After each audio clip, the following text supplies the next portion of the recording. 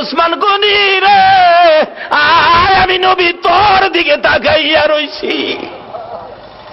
মসজিদে নববীর বারিন্দায় আমার নবী উসমান গনির দিকে তাকিয়ে আছে।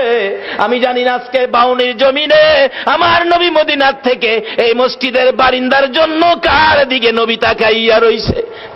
উসমান গনি আয়, আমি নবী তোমার দিকে তাকিয়ে আছি। নবীজির সামনে দাঁড়াইলে উসমান গনি ডাকতেছে, ইয়া রাসূলুল্লাহ, বলুন কিসের বিনিময় আপনার চোখের পানিগুলো মুছতে পারি? আমার নবী কান্দে, উসমান রে, পারবিনি ইহুদির বাড়ির খেজুর গাছটা আমারে কিনা দিতে? আমি নবীর চোখের পানি বন্ধ হয়ে যাবে। যায়া দেখ আমার আব্দুল্লাহ আনসারীর 2টা বাচ্চারে কি কষ্ট দিয়ে রাখছে। 7 দিন চুলায় আগুন নাই রে, এই খেজুর গাছের খেজুর টুকাইয়া বলে খাইছিল। গাছটার মালিক ইহুদি, 2টা বাচ্চারে গাছের সাথে বাইধা রাখছে। একটা দৌড় মারছে উসমান গনি রাদিয়াল্লাহু তাআলা। কারা গো এই মসজিদের পক্ষে আছো? এটাই হবে আমার আল্লাহর পক্ষ, এটাই হবে আমার নবীর পক্ষ।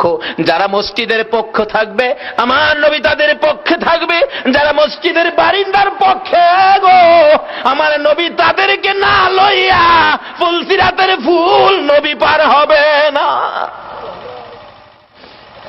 উসমান গনি ডাকি, ইয়া রাসূলুল্লাহ, কথা দিলাম খেজুর গাছ না নিয়ে আমি আসবো না। ডাকতেছে, ইহুদি বাড়িতে আছো? জি। খেজুর গাছটা বিক্রি করে দাও। ইহুদি কয়, বাড়ির খেজুর গাছ বিক্রি করবো? কান্দে উসমান গনি, রে ইহুদি, নিষেধ দিস না, আমার রাসূল কান্দে রে এই গাছটার জন্য। আজকে যা চাইবি তা পাইবি, বিক্রি করতে হবে। ইহুদি কয়, সুযোগ যখন পাইছি একটা গাছের বিনিময় মনের মতো লওয়া লমো।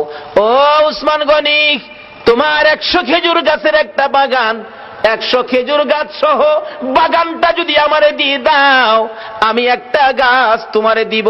উসমান গনি একটা চিৎকার মারছে, ইহুদি, মাত্র 100 খেজুরের গাছ চাইছস রে? আবার রাসূল কান্দে। রাসূল খুশি করার জন্য আজকে যদি আমি উসমান গনির সকল সম্পত্তি চাইতি, একটা গাছের বিনিময় আমি উসমান গনির সব তোরে দিয়ে দিই।